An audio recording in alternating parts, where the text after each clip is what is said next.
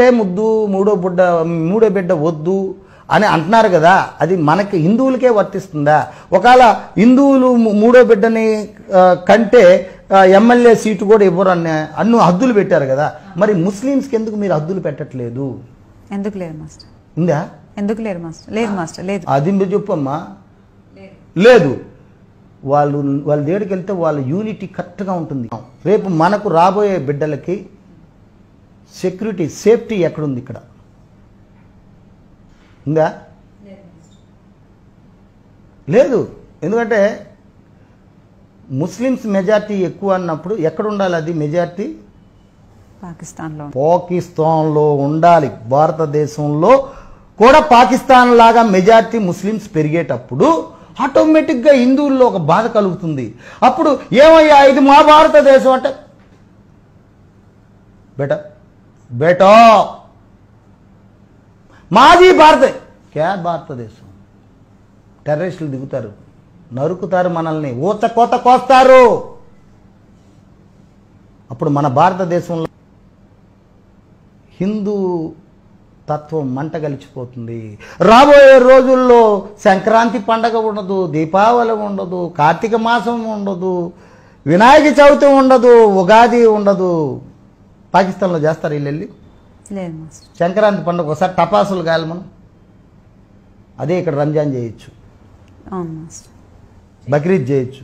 పాకిస్తాన్లో ఉందా చెప్పు? నేను ఒకటి రాసుకున్నా F2 FBలో.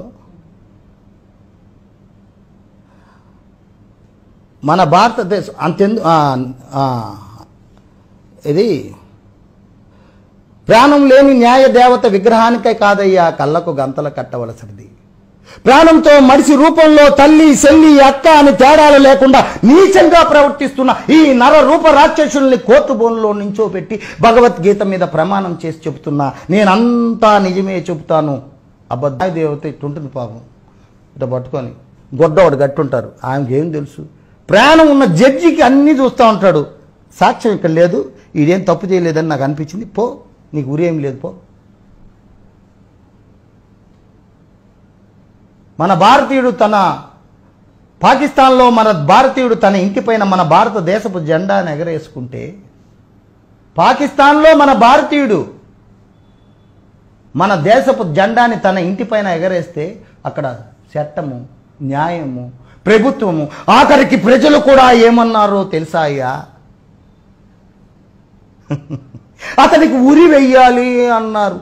అక్కడ చట్టం అది ఇక్కడ ఉన్నవాడికి చుట్టమై కూర్చుందయ్యా. ఆ తల్లి అరే చూస్తే భారతదేశ జెండానిట పట్టుకొని పువ్వు నూసి చొప్పుతో కొట్టి కింద పెట్టి పెట్రోల్ పూసి కాల్చిందమ్మా. నా కళ్ళతో చూశాను. ఎక్కువ రోజులు లేవు, తస్మై జాగ్రత్త, రాబోయే రోజులు వస్తున్నాయి. మన ముస్లిం సోదరులతో కూడా నేను ఇదే చెప్తున్నాను. మనం ఇక్కడ ఉప్పు తిన్నాం, మన భరతమాత గుండెలు తొక్కుతున్నాం, మన భరతమాత పొట్ట మీద బ్రతుకుతున్నాం, ఆమె పెట్టిన యొక్క భిక్ష తింటున్నాం. 12 నదులు జీవనదులు, గంగా, యమున, కావేరి, కృష్ణ, గోదావరి, ఈ నీరంతా మనం తాగుతున్నాం. కానీ మన తల్లి రొమ్మునే పొడుస్తున్నాం, గుద్దుతున్నాం. వద్దు. రాబోయే రోజుల్లో హిందువులు కనుమరుగు అవుతారు. ఇది మన భారతదేశం కనుక చెప్తున్నాను. నేను హిందువుగా చెప్తున్నాను, ముస్లిం సోదరులకు కూడా నేను అదే చెప్తున్నాను. ఇంతవరకు మనకు తెలియదు.